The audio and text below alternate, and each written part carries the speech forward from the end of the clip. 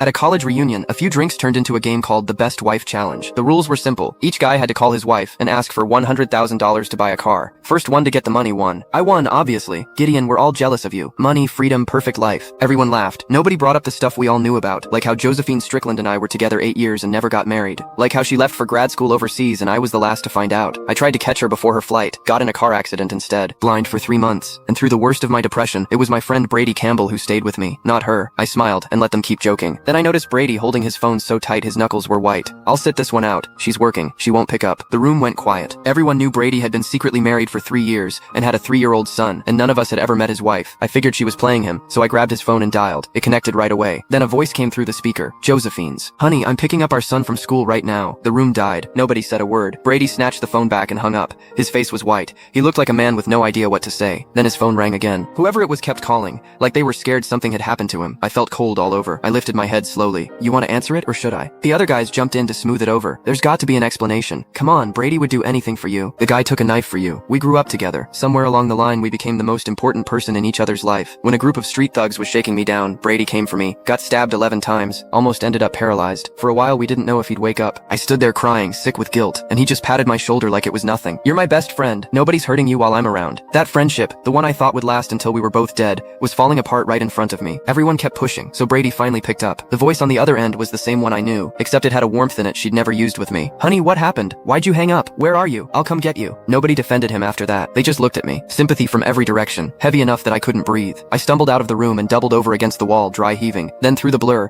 I saw someone I knew. Josephine, the woman who told me she was studying overseas, standing right there. She paused when she saw me, but her face barely changed, like I was a stranger. Brady came out after me. He started to say something, then froze when he saw her. When did you get here? She draped a jacket over his shoulders. It was so easy, so automatic. The kind of thing you only do with someone you've loved for years. I was worried, so I tracked your phone. I laughed. There was nothing in it but contempt. When I crashed my car years ago, my phone sent her my location too. It told her I was in trouble. She never came. She just vanished and left me with a promise. When I'm back from studying abroad, I'll marry you. 3 years of depression. She never showed up once. She just sent money, right on schedule. Like that filled the hole she left. Now I got it. The reason she wasn't with me those 3 years was that she was with him. She disappeared from my life. Somehow she was in it the whole time. Every year on their anniversary, Brady would drop his son Owen off with me for the day. Owen was little and terrible at keeping secrets. He talked about his mom and dad nonstop. Mom's so good to dad. When he says he misses her, she flies back overnight just to see him. When dad got sick, mom took care of him the whole time. She cried when she thought nobody could see. Mom doesn't want dad getting up early, so she takes me to school herself. Sometimes I'd look at that kid's face and think I saw something of Josephine in it. My throat would close up,